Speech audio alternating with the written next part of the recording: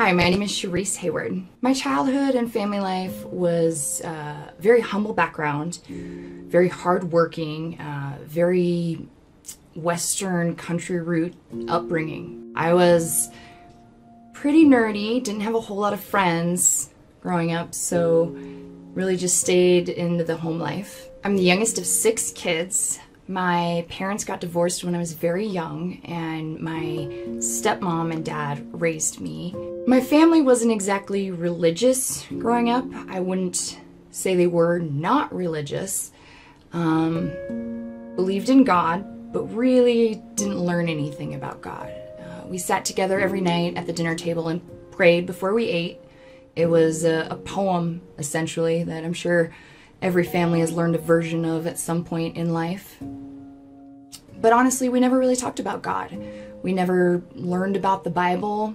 It just really wasn't a part of our life at all. We would go to a church occasionally on Christmas Eve. I remember that I was baptized with my cousin. Not sure why, just she was getting baptized, so my parents said, yeah, Charise will get baptized too. But I didn't learn anything about God. The pastor didn't ask me if I had a relationship with Christ. Pastor didn't ask me anything. I didn't know anything. Sprinkled some water on my head, and next thing I knew I was going to heaven. Growing up without God was really tough. I felt very alone. I didn't understand the point of why I was even alive. Didn't feel like I was wanted. I didn't feel loved. Didn't feel like I belonged. I felt like I was the worst of the worst and I had nothing going for me, and so what was the point of life? I felt worthless growing up, and I knew I felt worthless, but I didn't understand why.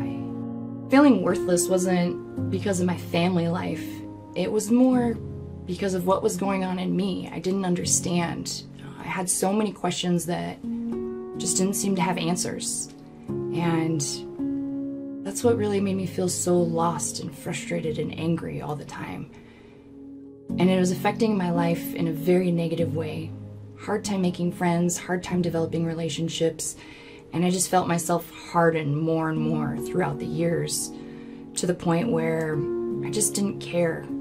So even though throughout that time I felt so lost, I never put it together or understood that it was because I didn't have God in my life, that I didn't know the living Christ.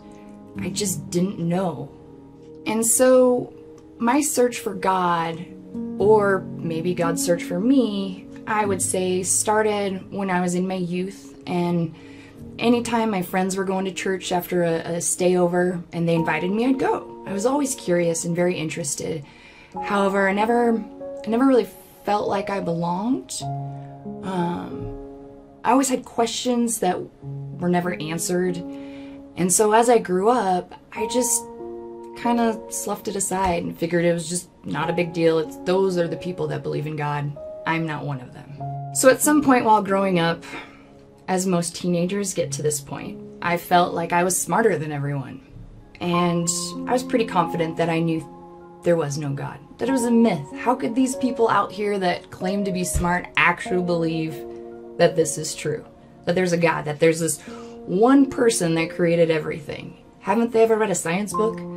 I was so convinced that my academic understanding superseded anything that the Bible could tell me, superseded anything that any person could tell me, because it was in a book, and I read it, and I knew it was fact. I ended up going to a private Lutheran college where I played soccer, and we were required to attend chapel hours and have team prayer and team Bible study. And so instead of fighting it, even though I somewhat secretly didn't believe it the whole time, I went ahead and tried it. I joined in the prayer.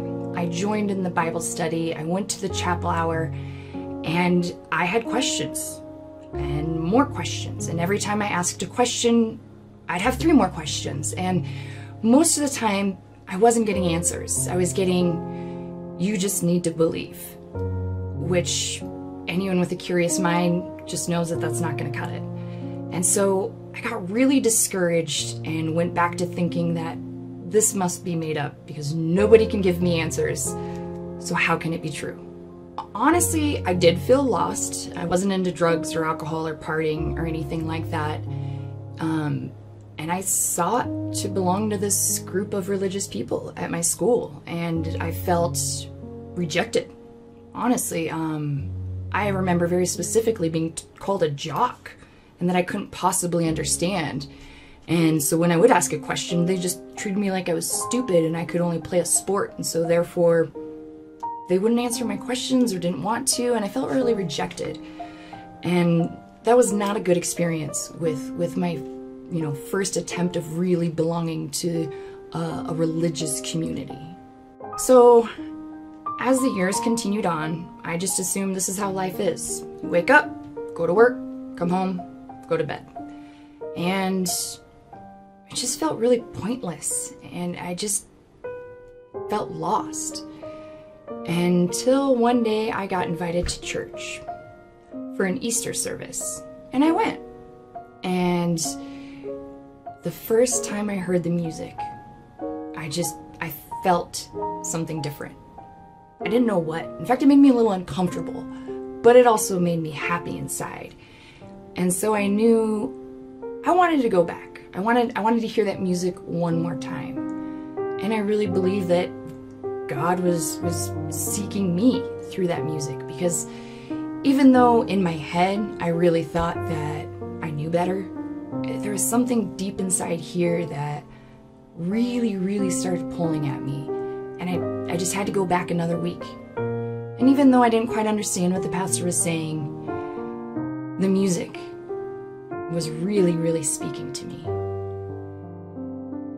And so after my second or third visit to that church, the pastor's wife invited me over for dinner. And her food alone is honestly capable of making anyone a Christian. However, my heart was very hard, and this wonderful couple, the pastor and his wife, they made me this amazing dinner and were showing so much interest in me personally, and were so kind and generous. And I sat there and basically told them they were stupid for believing in God. That how could they possibly think this was real? And I'm sure my behavior was not very kind and may have been a little passive-aggressive. But instead of telling me, you just have to believe and you don't understand, Pastor Scott showed me something very different. He treated me with compassion, and he asked me to consider something. And then he asked me to read a passage with him. And then he challenged me to study and try to understand. And so my natural competitiveness is, oh yeah, I'm going to study this and I'm going to prove you wrong. And he was up for the challenge. And I was almost excited to read and find something to prove him wrong, because I obviously knew I was right and he was wrong. And throughout that time, I would find something and I would shoot him an email or give him a call and start challenging him, and he'd come right back with all the compassion, grace, and love and say, now this is where we learned this, and this is how we learned this, and did you consider this, and read here. And he would give me answers. He would give me answers to the point where I couldn't argue anymore, and I would just have to try to start a new fight. And so I'd try to learn something else to argue with him. And he's asked me to come to Bible study, not to listen to other people, but to ask my questions, hear what other people had to say, hear what their thoughts were, hear how they interpreted passages, to really study it. And I was so caught up in the idea of proving him wrong with all my studying, all my reading, all my questioning. I proved myself wrong, irrefutably. Every question that I could have possibly ever had was answered, until there was no choice but to believe. I couldn't deny it anymore. And during this time, you could feel it. I could feel my life changing. Not in the way that, lights is shining and all of a sudden I'm rich and I have the most handsome boyfriend and everything's going right. Not in that way.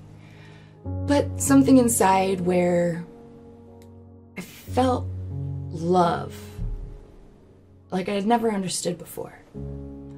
Not a worldly kind of love, not a butterflies in the tummy kind of love, not a, parental love, a sibling love. No, it was something inside of me that really told me I was more than what I ever thought I was. And that I was special. And to this day, that just is really hard to believe that I am so special to God, that He turned my life to Him. Even when I rejected Him, even when I told people they were stupid for believing, every bad thing I said to every Christian, God still loved me and proved to me that I was worth it. First, I felt God's love. Then I observed it. I knew it through prayer. I knew He protected me. I knew He provided for me. God was doing things in my life that I didn't understand. But I knew the question was answered. It was because God loved me. It didn't matter anything else. But knowing that I had God's love really let me live my life in a way that took a lot of stress off. I didn't have to decide how my life was going to go. I didn't have to make plans. All I had to do was obey God. That's it. Sounds simple. We all know that's not that easy. But it really gave me a lot of relief and peace with my life, knowing that if I have God's love, I'm good to go. What else do I really need? When I decided to say my prayer, asking Jesus into my life, I remember I was in my room. It was late at night, and it was after a Bible study. It was after I just was out of questions. And I found myself praying to God, asking, how did I run out of questions? And it was in that moment that I realized I was dependent on God. And when I said that prayer, I felt a peace that I never knew. And it's hard to think how life was before that. How was I surviving? How was I making it through the day with that chaoticness that was constantly in my head and in my heart and in my life? It lifted. It went away. I gave my life over to Christ, and I knew I didn't have anything else to worry about. I knew that He loved me, and I knew that I loved Him. God's opened doors, and more importantly, closed doors. I mean, there were things I thought were so right in my life. They were wrong. And some of the best closed doors, or some of the closed doors were the best moves God has ever made in my life. There are places I wanted to be, things I wanted to do that I thought was really what was meant for me. And I'm so grateful that I didn't go that path. God's protected me in ways I don't even know. Honestly, there's things in my life I can look and be like, yep, God took care of me there. Thank God. A major part of also coming to Christ was how He changed my heart. I was mean. I still can be mean, but I try not to be. I was hateful. I was just full of ugliness all the time. I was road raging. I still road rage a little bit.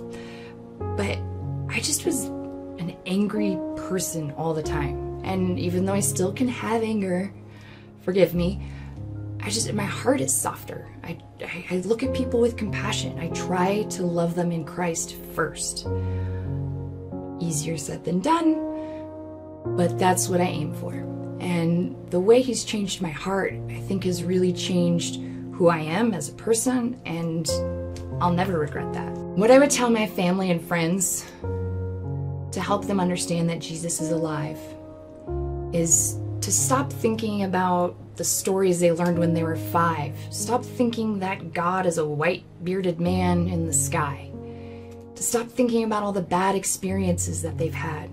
Of course there's hypocrites in church, just like there's fat people in gyms. I mean, everyone's gonna have bad experiences, but what matters is your experience with God.